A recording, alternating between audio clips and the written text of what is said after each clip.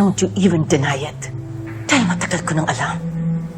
And just like you, I kept it. Paano?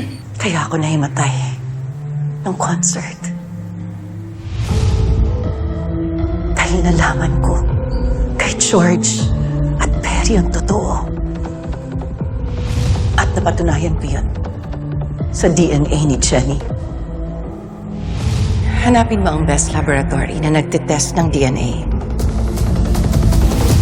DNA ni Jenny.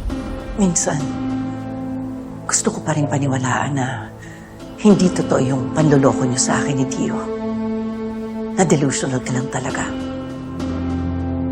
Pero si Jenny, proof ng pagtataksil ninyo ni Dio sa akin.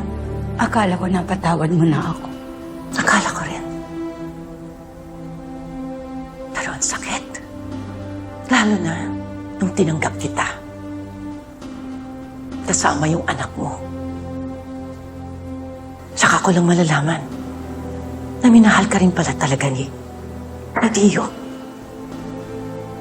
Kahati pala talaga kita. Matagal na yon. Ikaw pa rin ang pinili niya. Alam mong hindi totoo yan. Hanggang sa huling hininga ni Dio, nasakit mong tanggapin. Pero ikaw pinili niya. Kaya pala, hindi siya takot na mawala kami ni Megan. Dahil may pamilya siyang iba. At kaibigan ko pa.